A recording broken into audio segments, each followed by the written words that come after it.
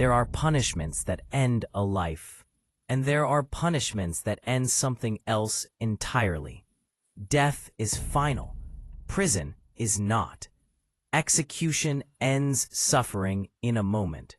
Life imprisonment stretches it across decades.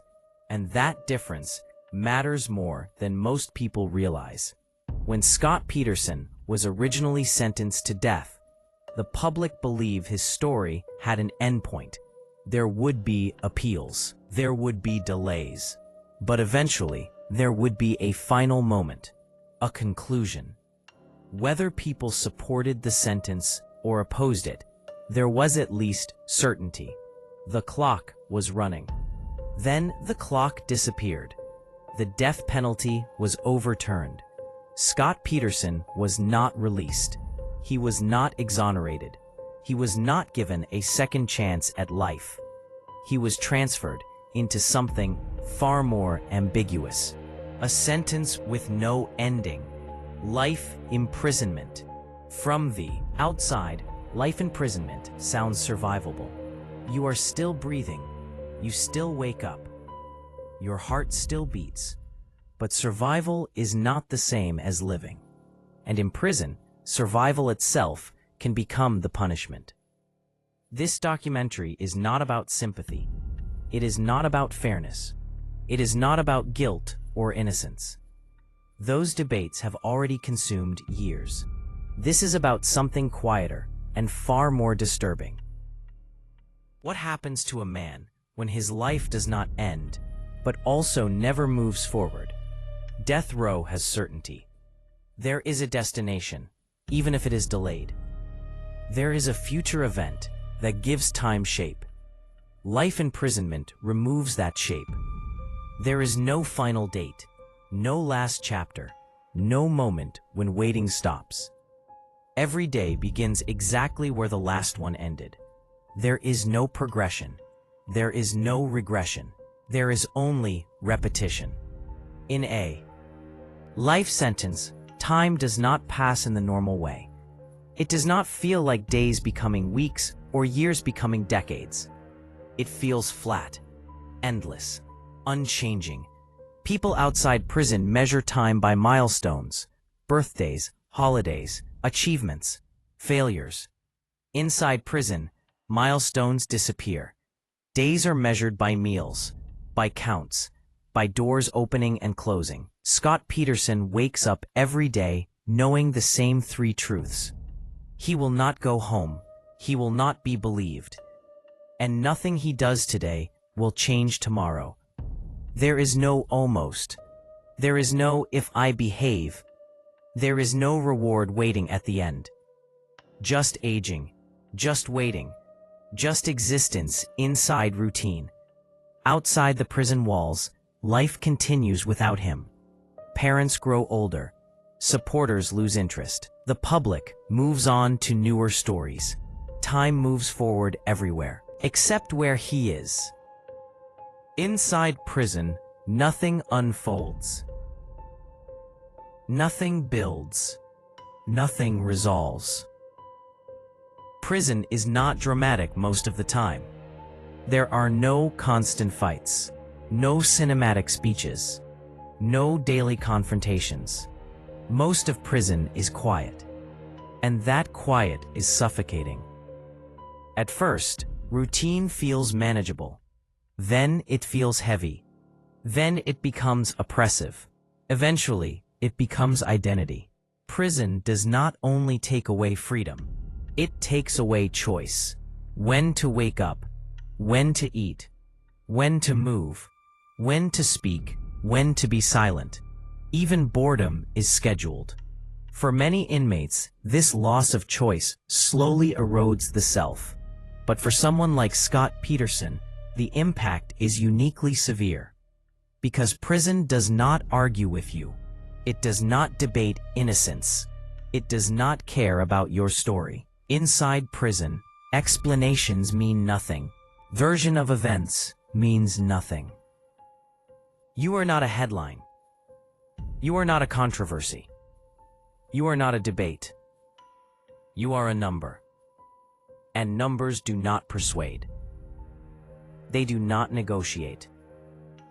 They do not matter. Execution would have ended the conversation. Life imprisonment keeps the conversation going forever, but without him. The world debates. There is no dignity in endless waiting. There is no release through confession. There is no redemption through acknowledgement.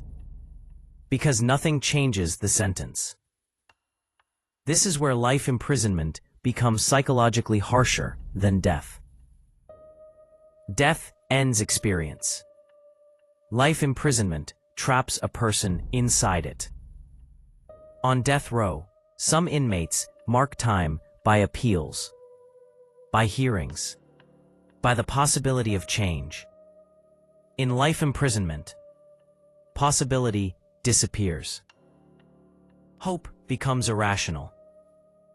Hope without possibility becomes torment. Every morning begins with the same realization. This is it. This is all there will be, and it will repeat until the body gives out. Scott Peterson's denial does not free him inside prison. It isolates him. It follows him into every interaction. It defines how he is perceived by guards and inmates alike. Inside prison culture, denial does not signal innocence. It signals posture. Men inside understand the system. They know the difference between truth and narrative. Denial inside prison does not earn respect. It creates distance. It creates suspicion. It creates isolation. Life imprisonment strips away the illusion of control. There is no audience, no platform, no narrative war to fight, just time. Time measured in head counts, in trays sliding through slots, in doors locking and unlocking. This is not a punishment designed to end a life. It is a punishment designed to outlast one. There is no final moment, no last statement, no closing chapter, just the slow suspension of self. The human mind can endure almost anything if it believes it ends. War ends. Pain ends. Even grief eventually softens. Life imprisonment removes that belief. It creates a story that never finishes. And unfinished stories are the hardest to live inside. This is why some inmates fear life sentences more than execution. Not because they want to die, but because they understand what endlessness does to the mind. Death has an ending. Life imprisonment does not. And for some men, that makes it the harsher sentence. When people imagine death row, they imagine fear. They imagine anxiety. They imagine a man counting the days until his execution. But psychologically, death row carries something that life imprisonment does not. Certainty. Certainty is not comfort, but it is structure, and structure matters to the human mind. On death row, there is an end point. It may be delayed. It may be appealed. It may be pushed back for years. But it exists. There is a final chapter. And knowing that a story ends gives time a shape. Life imprisonment removes that shape. It takes the ending away and replaces it with something far more disturbing: indefinite survival. When Scott Peterson's death sentence was overturned, many people assumed this was a relief. After all, life is better than death. But that assumption misunderstands how punishment actually works over time. For some inmates, the removal of the death penalty is not a release. It is a psychological destabilization. On death row, the mind organizes itself around a future event. Appeals become milestones. Hearings become markers. Time becomes directional. Even fear becomes structured. There is something to fear toward. Life imprisonment collapses that structure. There is no direction. There is no destination. There is only duration. Duration without direction does something very specific to the mind. It erodes meaning. When punishment has an end, suffering can be measured. When punishment has no end, suffering becomes abstract, endless, uncountable. Scott Peterson did not move from death row to freedom. He moved from certainty into ambiguity, from a sentence that ended to a sentence that never does. This transition is psychologically jarring, not because death row is easy, but because life imprisonment removes the final psychological anchor. On death row, an inmate can imagine a last day. They can imagine a final thought, a final conversation, a final breath. Life imprisonment offers none of that. There is no final image to hold on to, only repetition. This is why some inmates describe life sentences as being buried alive in time. Not death, time. In death row, every appeal matters. In life imprisonment, appeals become symbolic. Even success changes nothing. There is no scenario where the sentence ends naturally. No reward for endurance. No finish line for survival. For Scott Peterson, this shift matters deeply because his identity has always relied on narrative control, on positioning himself within a story. Death row gave him a story, a controversial sentence, a debated punishment, an ongoing legal drama. Life imprisonment strips that away. It reduces existence to routine. There are no press updates inside prison, no courtroom moments, no public statements that shift reality. Inside life imprisonment, nothing changes. Not reputation, not identity, not outcome. This creates a psychological contradiction. A man who has spent years insisting on innocence is placed in a system where innocence no longer matters. In prison, guilt and innocence are irrelevant. Only classification matters. You are housed, you are counted, you are moved, you are locked in. Your story ends at intake. For someone like Scott Peterson, this is devastating. Because denial thrives on relevance. Denial needs an audience. Denial needs engagement. Life imprisonment offers none of that. On death row, inmates often experience intense anxiety. But anxiety still acknowledges a future. Fear still recognizes time. Life imprisonment removes fear and replaces it with monotony. And monotony is far harder to endure over decades. Fear exhausts. Monotony erodes. The human mind is not designed to exist without variation, without change, without progress. In life imprisonment, progress is forbidden. Even improvement has no reward. This is where punishment becomes existential, not physical, not emotional, existential. Scott Peterson wakes up every day knowing that no matter what he does, the outcome is fixed. There is no scenario where behavior alters destiny. This removes motivation, not just hope, meaning. On death row, even despair has purpose. In life imprisonment, despair has nowhere to go. Time inside a life sentence becomes distorted. Weeks feel like nothing. Years blur together. Aging happens silently. You do not feel yourself changing.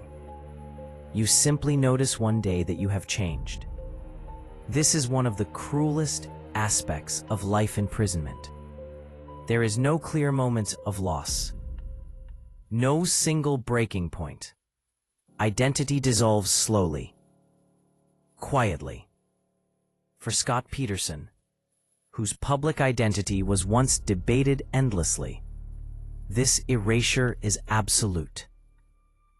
There is no longer a role to play, no image to protect. The system does not ask who you are. It tells you. Death row preserves individuality. Life imprisonment standardizes it. Everyone wakes up at the same time, eats at the same time, moves at the same time, sleeps at the same time. Individual identity becomes irrelevant.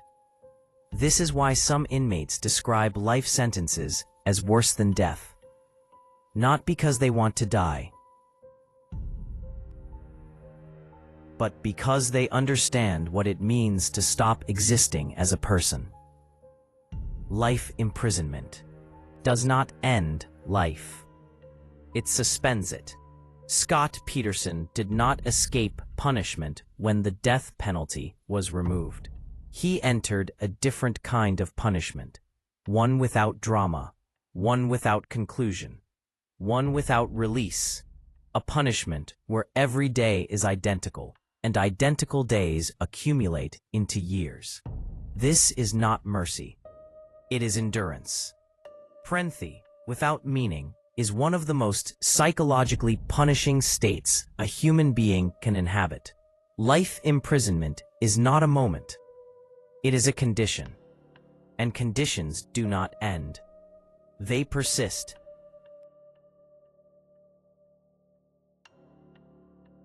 One of the most overlooked aspects of life imprisonment is not confinement. It is stagnation. Most punishments, even severe ones, still allow some sense of movement. There is a beginning. There is a middle. There is an end. Even suffering has a trajectory. Life imprisonment removes that trajectory. It replaces it with something far more difficult for the human mind to process. A life with no progression. Outside prison, progression defines existence. People grow older. They change jobs. They gain experience. They lose things. They adapt. Even failure contains movement. Inside a life sentence, progression stops. Not just socially, psychologically. Scott Peterson's life is no longer a sequence of chapters. It is a single, repeating page. Every morning begins with the same conditions, the same walls, the same routines, the same limitations. Nothing builds toward anything else. In normal life, the future gives meaning to the present. Plans justify effort. Hope explains endurance. Life imprisonment removes the future. Not metaphorically, practically. There is no scenario where effort changes outcome. No situation where patience is rewarded. No point where endurance leads somewhere. This creates a specific kind of psychological paralysis. Not despair, not panic, meaninglessness. Meaninglessness is more corrosive than pain. Pain demands attention. Meaninglessness drains it. Scott Peterson does not wake up each day deciding how to move forward. He wakes up managing how to endure. Endurance is not growth. Endurance is survival. And survival without purpose slowly erodes the sense of self. In life imprisonment, the days do not feel long. They feel empty. Empty days stack on top of one another. And eventually, the years disappear. People outside prison often ask, how does someone survive decades behind bars? The answer is uncomfortable. They don't survive by living. They survive by narrowing. Life becomes smaller. Thoughts become repetitive. Expectations collapse. This narrowing is not voluntary. It is adaptive. Scott Peterson's world has shrunk to a controlled environment. The same faces, the same voices, the same sounds. There is no novelty, no surprise, no discovery. Novelty is essential to psychological health. Without it, the brain stagnates. Life imprisonment denies novelty by design. Every attempt to introduce change is filtered. Every deviation is controlled. Every choice is restricted. Over time, this creates a sense of permanent suspension, not living, not dying, just waiting, waiting without anticipation. This is where life imprisonment diverges sharply from other sentences. Shorter sentences allow anticipation.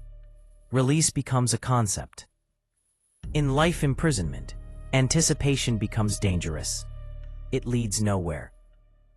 Hope, in this context, becomes harmful. It promises what will never arrive. This forces the mind to do something unnatural. It must exist without expectation. Humans are not built for that. Expectation is how we orient ourselves in time. Without expectation, time collapses. Days blur. Weeks vanish. Years lose shape.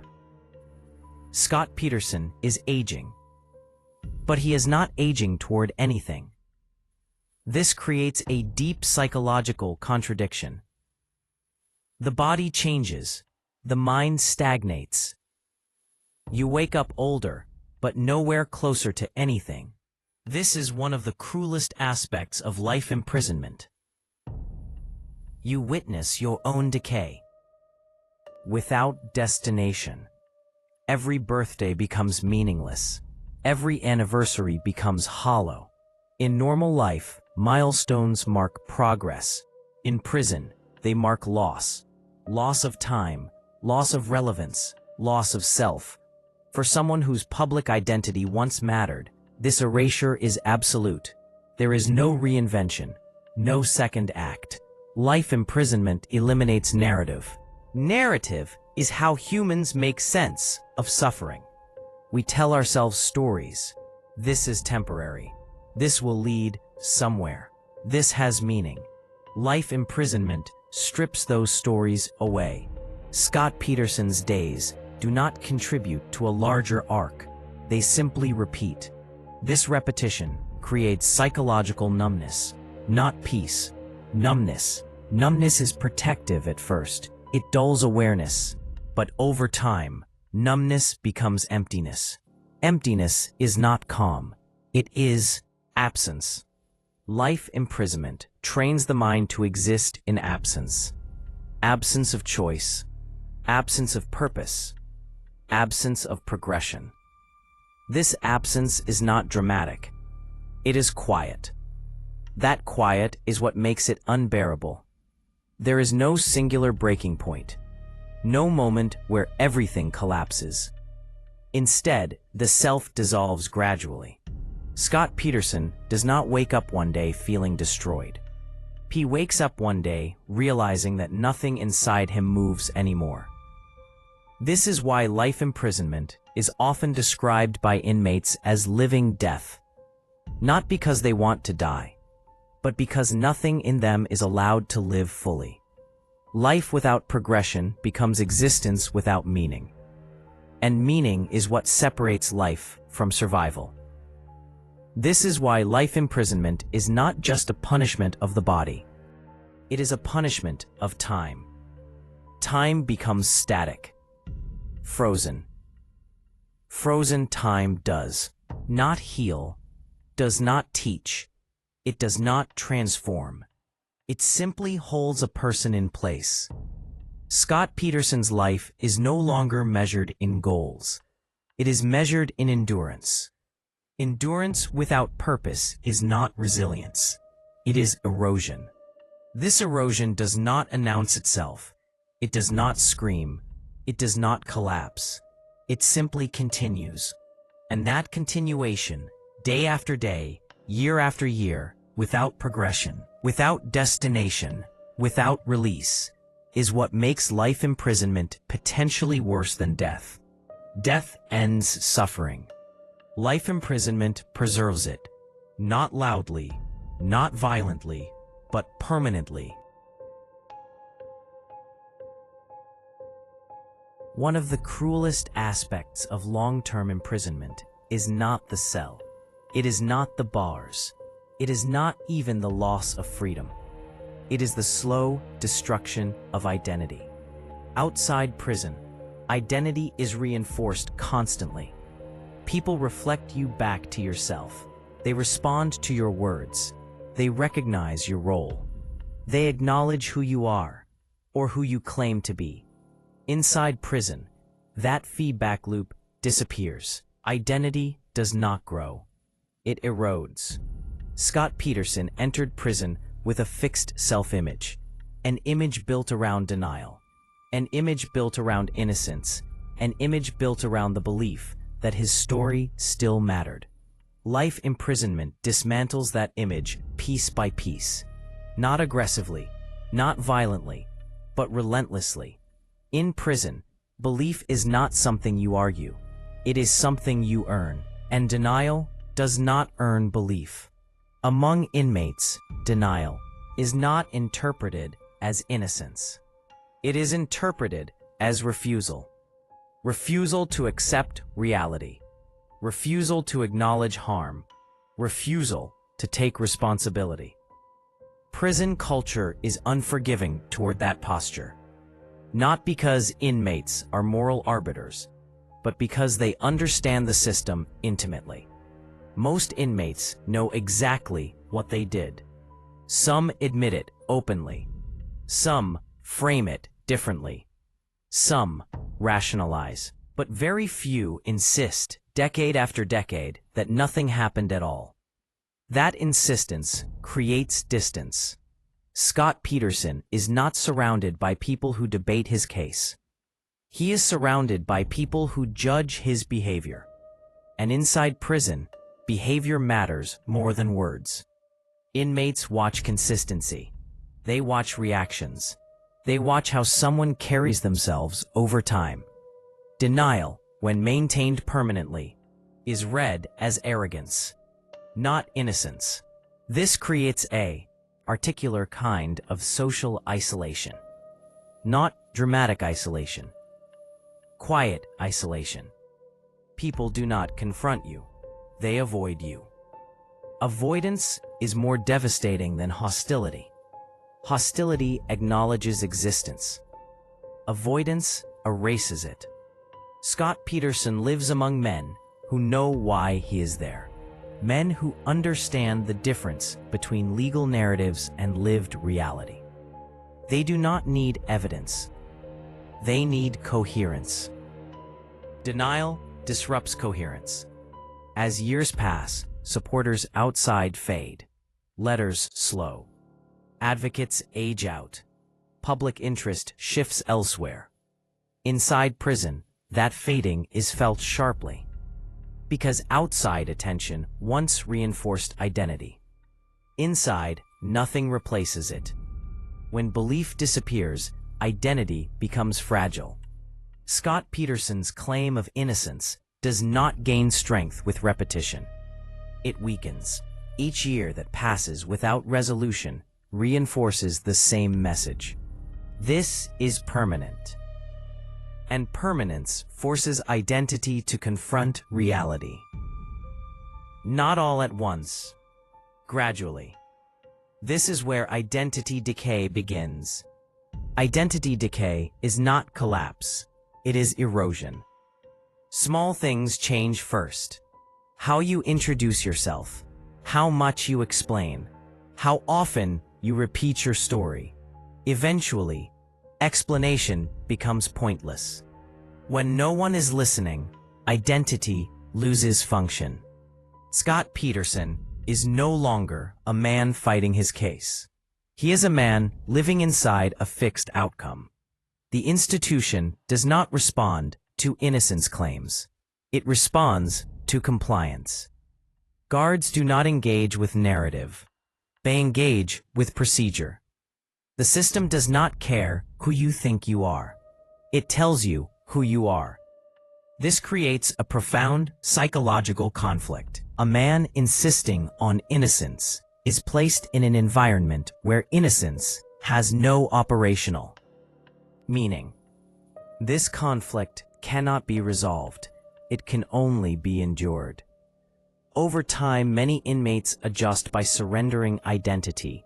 They stop defining themselves. They become quieter, less expressive, less reactive. This surrender is not acceptance. It is survival.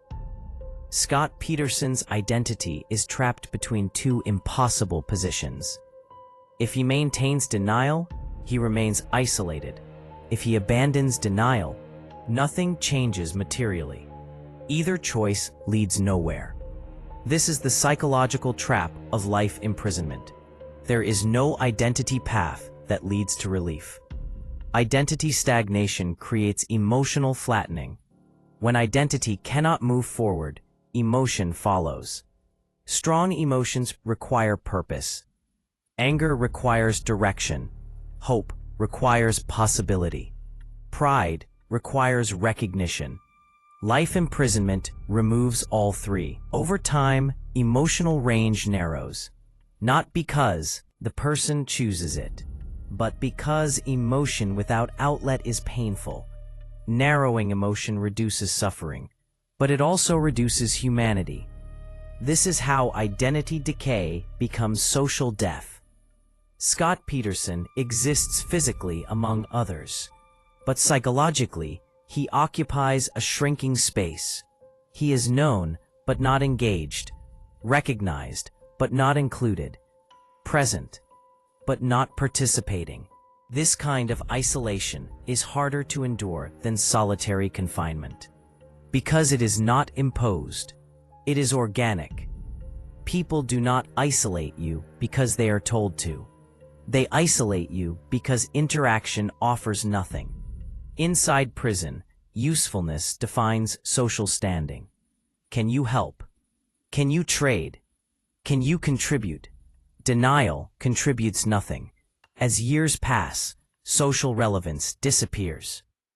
Relevance is a core component of identity.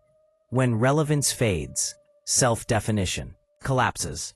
Scott Peterson's name may still matter outside prison. Inside, it does not. He is not special. He is not unique. He is one of many, serving life. This realization is deeply destabilizing for someone whose identity once depended on attention. Life imprisonment forces anonymity. Anonymity is not peace. It is erasure. Without social reinforcement, identity decays inward. Thoughts loop. Self-definition stagnates. This is why life imprisonment is often described as social death. The body lives. The social self disappears. Scott Peterson is alive, but the person he believed himself to be has nowhere to exist. Identity cannot survive without recognition. Prison recognizes only compliance. This is not dramatic punishment. It is bureaucratic erasure, and bureaucratic erasure is relentless. Every day reinforces the same message. Who you think you are does not matter here. Over time, that message sinks in. Not as acceptance, as exhaustion. Identity decay does not end in transformation. It ends in stillness. Stillness without peace. This is the hidden punishment of life imprisonment. Not confinement, but the slow disappearance of self. And once identity is gone, survival becomes mechanical. You wake, you eat, you wait, and nothing inside you grows. This is why life imprisonment is not simply a sentence. It is an environment designed to outlast identity.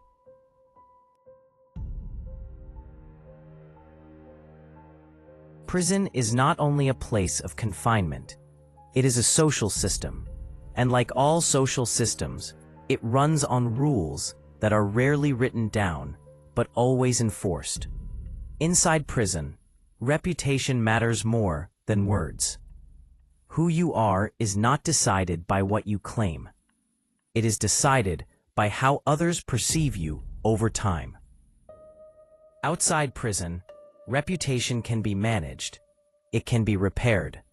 It can be reshaped through explanation, apology, or reinvention. Inside prison, reputation hardens quickly, and once it hardens, it almost never changes. Scott Peterson does not live among people who debate his case. He lives among people who have already formed judgments. Not legal judgments, social ones. Prison is filled with men who understand consequences intimately. Men who know what it means to be caught. Men who know how narratives are constructed and how they fail. In this environment, denial does not function the way it does outside. Outside, denial invites debate. Inside, denial invites suspicion. Inmates do not ask, "Is he innocent?" They ask, "Is he honest?" And honesty inside prison does not mean telling the truth in a moral sense. It means being consistent with reality as it is experienced. Permanent denial violates that expectation. When someone insists year after year that nothing happened, it creates a rupture, not in logic, in trust. Prison social order is built on predictability. You do not have to like someone. You do not have to agree with them. But you need to know where they stand. Denial makes someone unknowable, and unknowable people are avoided. Avoidance is not dramatic. It is subtle. People stop sitting near you, stop talking to you, stop acknowledging you. This is how social death begins. Not with confrontation, but with absence. Scott Peterson exists in a population where everyone is known for something. Some are known for violence, some for manipulation, some for survival skills, some for connections. Being known is currency, but Scott Peterson's identity does not translate into currency inside prison. Fame does not help. Denial does not help. Inside, fame is not admiration. It is liability. High-profile inmates are watched more closely, judged more harshly, given less benefit of the doubt. Every interaction becomes filtered through suspicion. In this environment, denial becomes a marker, not of innocence, but of unwillingness to participate in the shared reality of prison life. Shared reality is essential. It is how prisoners assess risk. Who can be trusted? Who will react predictably? Denial disrupts that. When someone refuses to acknowledge why they are there, it creates uncertainty. And uncertainty is dangerous in prison. People respond to danger by creating distance. Distance becomes isolation. This isolation is not enforced by guards.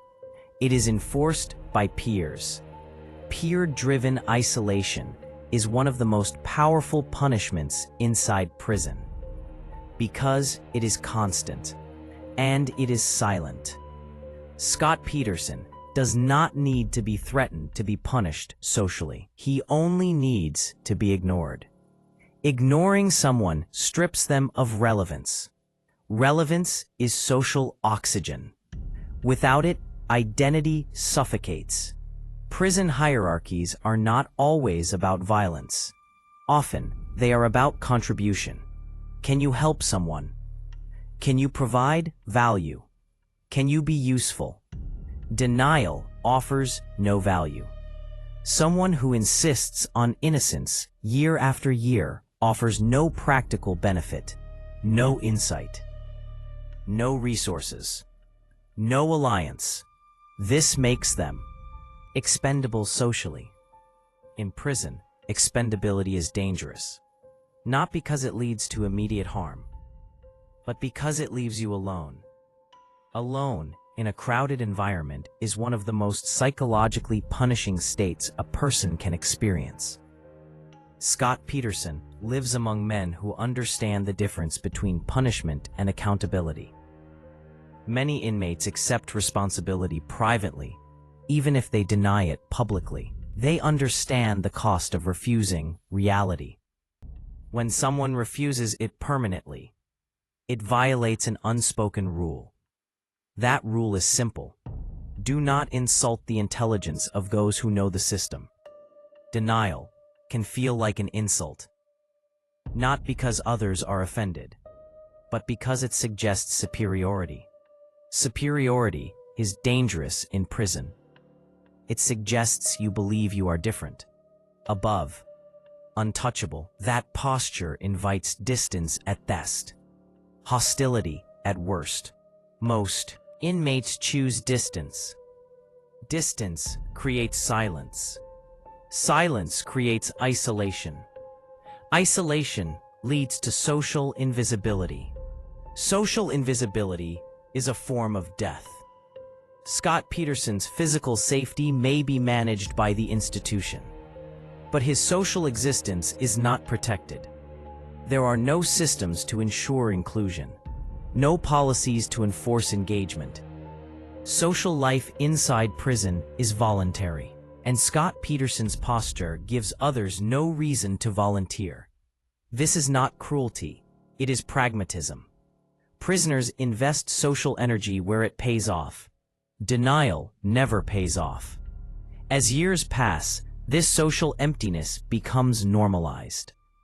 What once felt uncomfortable becomes routine. Routine isolation becomes identity.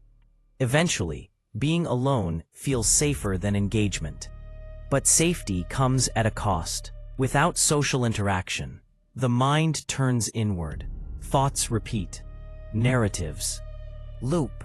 This looping reinforces denial rather than dissolving it. Isolation and denial feed each other. The less feedback someone receives, the less pressure there is to change. Change requires friction. Isolation removes friction. This is how denial survives indefinitely. Not because it is challenged, but because it is ignored. Social death is not loud. It does not announce itself. It looks like a man eating alone, walking alone, waiting alone. It looks like days with no meaningful interaction. Humans are social organisms. Identity is formed through interaction. When interaction disappears, identity weakens. Scott Peterson's social world inside prison has no expansion, no evolution, no reinforcement. He exists in proximity to others, but not in relationship. This is different from solitary confinement. Solitary confinement is imposed. Social death is earned. And social death is permanent. There is no appeal, no hearing, no release date. Once someone is socially irrelevant, they remain so. This is why prison life can be worse than death. Not because it hurts more, but because it removes connection. Connection is what makes suffering bearable. Without connection, suffering becomes empty. Empty suffering does not end. It stagnates. Scott Peterson is alive among others. But socially, he is already gone. This is not vengeance. It is consequence. A consequence that unfolds slowly, quietly, relentlessly. And unlike physical punishment, social death does not stop when the lights go out. It continues every day. That is the hidden sentence inside a life sentence. Not just confinement, but disappearance. One of the most underestimated punishments of prison is not confinement. It is the complete removal of control. Outside prison, control defines daily life. People decide when to wake up, what to eat, where to go, who to talk to, when to rest. Even small choices reinforce a sense of agency. Inside prison, agency disappears. Not suddenly, systematically. Every decision is made by someone else. Every movement is approved or denied. Every routine is enforced. Scott Peterson does not choose his day. His day is chosen for him. Control is not taken away all at once. It is removed in layers. First, physical movement. You go where you are told. You stop when told. You wait when told. Then, time. Schedules dictate existence.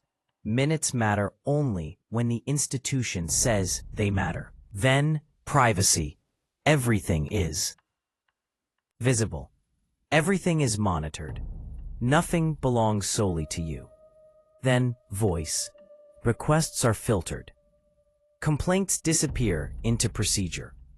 Explanations have no effect. This layered removal creates a psychological condition known as learned helplessness.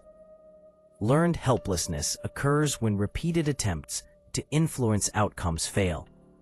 Eventually, the mind stops trying, not because it accepts reality, but because effort becomes pointless. In life imprisonment, learned helplessness is not an accident. It is structural. Scott Peterson exists in a system where behavior does not alter destiny. Compliance does not lead to freedom. Good behavior does not shorten time. This removes incentive. Without incentive, motivation collapses. Motivation is not about hope. It is about impact. When actions have no impact, motivation withers. This is why prison routines feel so heavy. They are repetitive without reward. Repetition without reward trains passivity. Over time, passivity becomes habit. Habit becomes personality. The erosion of control does not feel violent. It feels dull. That dullness is intentional. Dramatic punishment creates resistance. Dull punishment creates surrender. Life imprisonment is designed for surrender. Scott Peterson does not fight the system daily. There is nothing to fight. Resistance leads nowhere. Compliance leads nowhere. Eventually, the difference stops mattering. This is where autonomy disappears. Autonomy is not freedom. It is the sense that your actions matter. Life imprisonment destroys that sense. Every request becomes conditional. Every privilege temporary. Every allowance revocable. This creates constant low-level anxiety, not fear, vigilance. You are always aware that anything can be taken away. That awareness shapes behavior.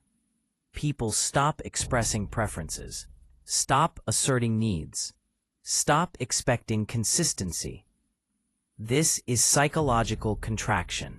Scott Peterson's world has narrowed to what is allowed, not what is desired. Desire becomes dangerous. Desire implies expectation. Expectation implies disappointment.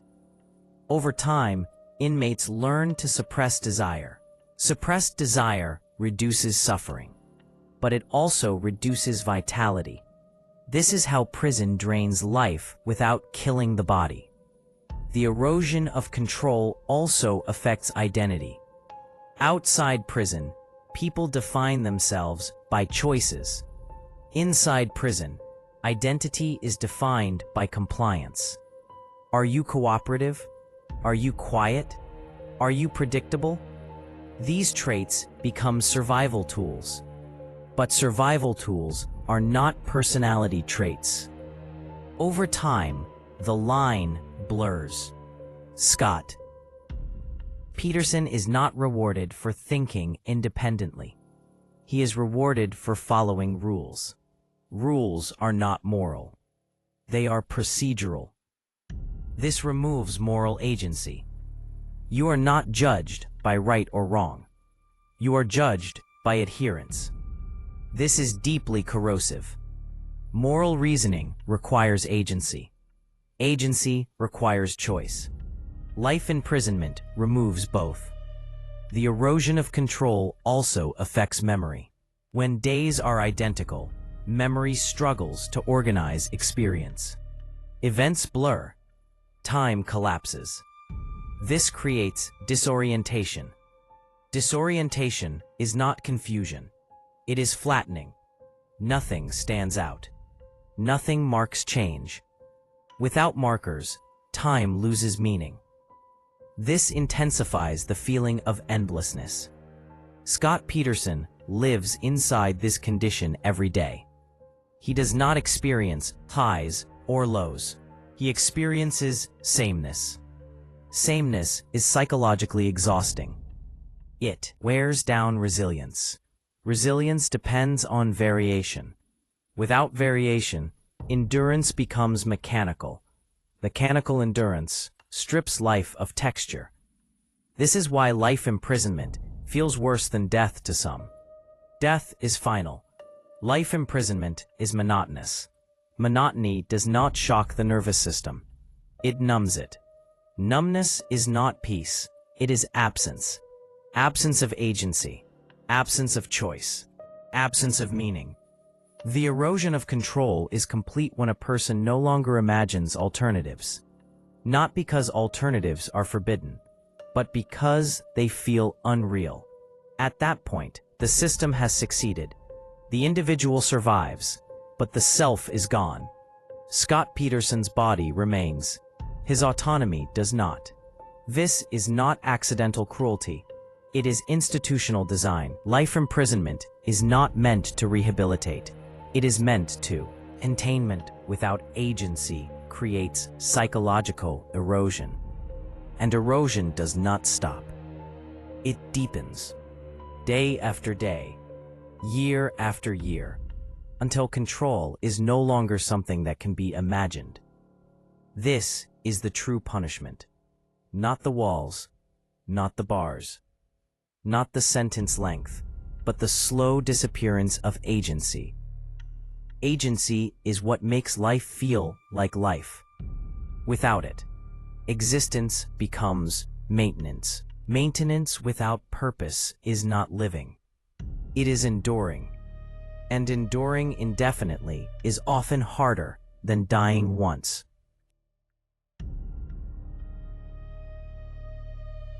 Time is not neutral in prison. It does not simply pass. It punishes. Outside prison, time brings change. People age, but they also evolve. Relationships shift. Lives take new shapes. Even loss eventually settles into memory.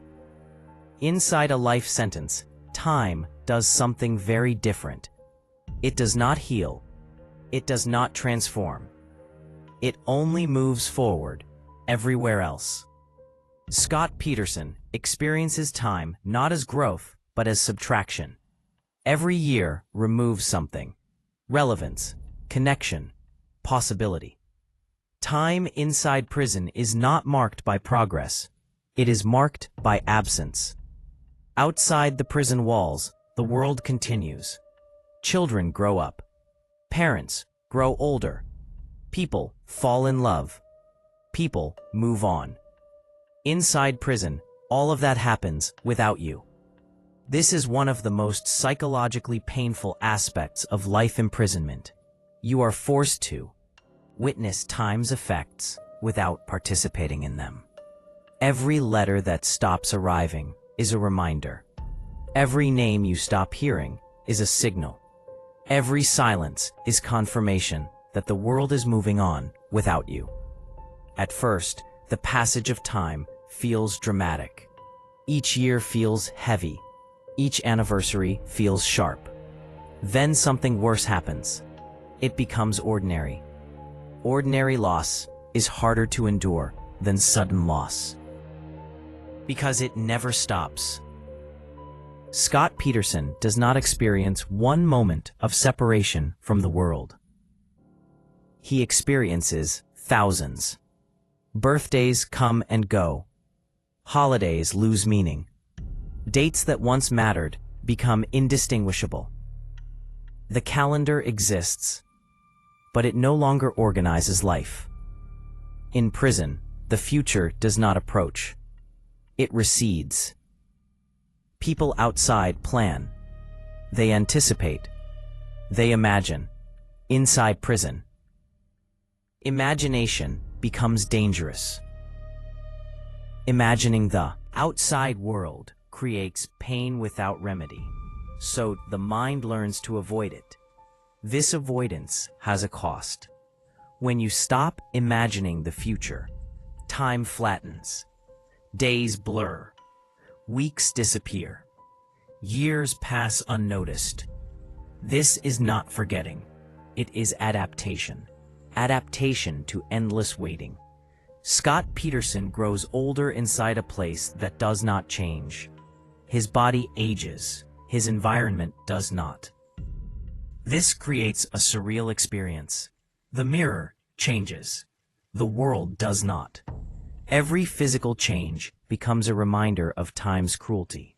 Gray hair, stiff joints, slower movement. These changes would normally correspond with life milestones. But inside prison, they correspond with nothing. Aging becomes meaningless. This is one of the quiet horrors of life imprisonment. Time marks the body, but not the life. Outside, aging is contextual. Inside, it is isolating. Scott Peterson watches time remove the people who once connected him to the outside. Supporters lose energy. Advocates grow tired. Attention fades. Time does what confinement cannot. It erodes interest.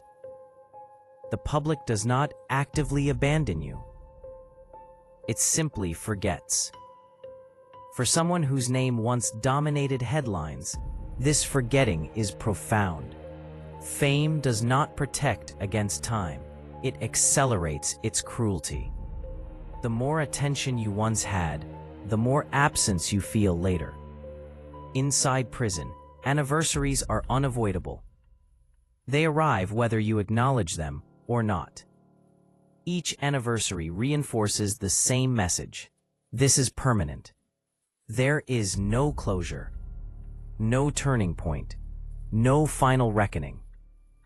Time keeps going without providing meaning.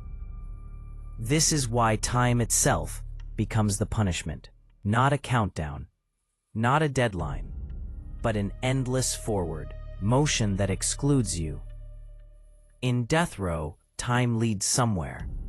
In life imprisonment, time leads nowhere. Scott Peterson does not count down. He counts survival. Survival without destination becomes endurance. Endurance without purpose becomes exhaustion. Over time, even exhaustion becomes routine. Routine exhaustion is numbing. Numbness is how the mind protects itself. But numbness also erases emotion.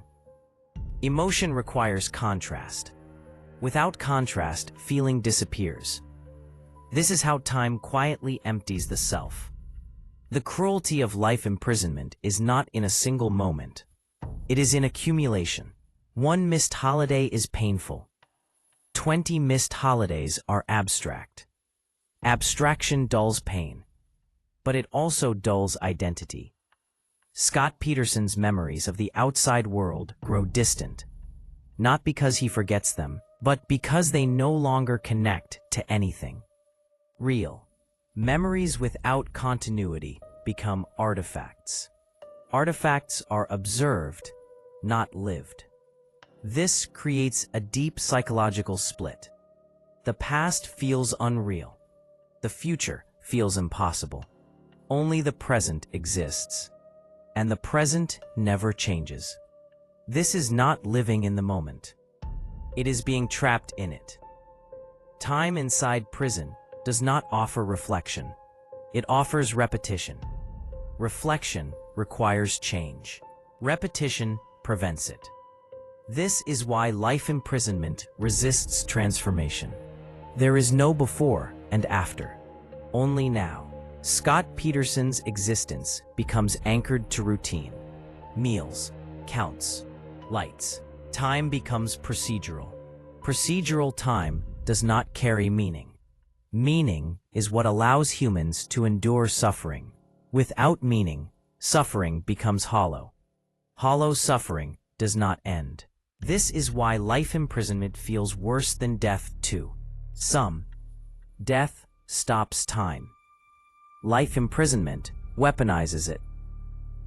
Time becomes an instrument that quietly removes connection, relevance, and hope. Scott Peterson does not need to be reminded of his sentence. Time reminds him every day. With every year that passes without change, this is not vengeance. It is attrition of self. Time does not attack. It withdraws. It withdraws attention. It withdraws relationships. It withdraws possibility. Until nothing remains but routine. And routine without purpose is one of the most psychologically punishing states imaginable. Scott Peterson lives inside that routine. Alive, aware, and watching the world move on without him. This is the hidden cruelty of life imprisonment. Not the walls, not the bars, but time itself.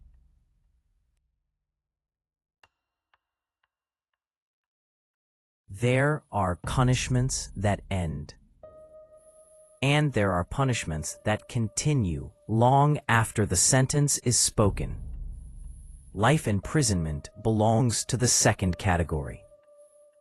From the outside, a life sentence sounds definitive. It sounds like an answer. It sounds like resolution.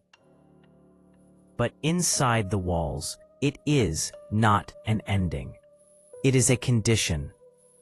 Execution is a moment, a boundary, a point where everything stops. Life imprisonment removes the boundary and replaces it with permanence. Permanence is not dramatic. It is quiet. It does not announce itself. It settles in slowly. Scott Peterson's punishment is not contained in a courtroom ruling. It is carried forward every day. Every morning he wakes up, the sentence begins again. Not legally, psychologically. Life imprisonment does not punish once. It punishes repeatedly. There is no final reckoning, no closing chapter, no point where the debt is fully paid. This is why life imprisonment feels unfinished, because it is designed that way. Human beings need endpoints. Endings allow meaning. They allow memory to settle. They allow suffering to be contextualized. Life imprisonment denies all of that. The sentence never resolves into history. It remains present, always active. Scott Peterson is not serving time toward something. He is serving time inside something. Inside routine, inside repetition, inside absence. This creates a unique psychological burden. Not fear, not pain, endurance. Endurance without purpose becomes erosion. Every year that passes does not bring him closer to anything. It only increases the distance from who he once was. Distance accumulates. Distance from relevance. Distance from connection. Distance from meaning. Life imprisonment is not about punishment alone. It is about removal. Removal from society. Removal from narrative. Removal from consequence making. Scott Peterson exists in a suspended state. Not alive in the full sense. Not dead. Suspension is one of the most difficult conditions for the human mind, because it offers no resolution. The mind cannot complete the story. This is why people often misunderstanding life imprisonment. They imagine it as survival. But survival implies movement. Life imprisonment is stasis. Stasis freezes identity. The person you were cannot evolve. The person you might have been never arrives. What remains is maintenance. Maintenance of routine. Maintenance of compliance. Maintenance of existence. Existence without purpose becomes weight. The weight does not crush instantly. It presses slowly, day after day, constant level. Constant pain is harder to escape than acute pain. Acute pain has a peak. Constant pain becomes background. Background suffering is dangerous because it becomes invisible. Invisible suffering does not attract attention. It does not provoke intervention. It simply continues. This is the true nature of a life sentence. It is not a punishment designed to shock. It is a punishment designed to endure. Scott Peterson's life will not culminate in a moment of clarity. There will be no final understanding, no summation. The sentence does not offer redemption. It does not offer closure. It offers continuation. Continuation until the body fails. And when the body fails, the system does not mark the end as meaningful. It marks it as administrative. That is the final erasure. Life imprisonment ensures that the individual disappears quietly, not as a conclusion, but as a fade without resolution. This raises an uncomfortable question. Is punishment meant to end suffering, or is it meant to extend it indefinitely? Life imprisonment answers that question without words. It chooses extension. Scott Peterson's life inside prison is not defined by daily hardship. It is defined by the absence of endings. No finality, no release, no moment where everything adds up. This is not mercy. It is persistence. Persistence of routine. Persistence of limitation. Persistence of isolation. Life imprisonment is not about revenge. It is about containment. Containment without transformation. Transformation requires possibility. Life imprisonment removes it. Scott Peterson will not transform into something new. He will remain where he is. Time will pass. The world will change. He will not. This is the quiet severity of the sentence. It does not allow escape through death. It does not allow escape through redemption. It allows only endurance. Endurance until the sentence ends naturally. Which is to say, when life ends on its own. This is why some see life imprisonment as worse than death. Death is final. Life imprisonment is infinite repetition. Repetition without meaning. Meaning is what makes suffering bearable. Without meaning, suffering becomes empty. Empty suffering does not resolve. Scott Peterson lives inside that lingering. Every day, not as punishment in a dramatic sense, but as consequence in its most relentless form. This documentary is not asking for sympathy. It is not asking for judgment. It is asking for understanding. Understanding that some sentences do not end lives. They end futures. Understanding that punishment is not always loud. Sometimes it is silent. Sometimes it is routine. Sometimes it is time itself. Life imprisonment is time turned against the individual. And time does not argue. It simply continues. Scott Peterson's sentence will not conclude with a statement. It will conclude with absence. And absence leaves no closure. Only endurance. That is the final punishment. If this documentary made you pause, reflect, or see punishment and justice from a deeper psychological perspective, consider supporting the channel. These stories are not created to shock. They are created to understand the human cost behind crime, consequence, and accountability. If you value long-form, research-driven documentaries that explore the why, not just the what, subscribe to the channel and stay with us. New documentaries are released regularly, each one designed to be watched thoughtfully, not casually. And if you believe this discussion adds value, share it with someone who watches true crime for understanding, not entertainment.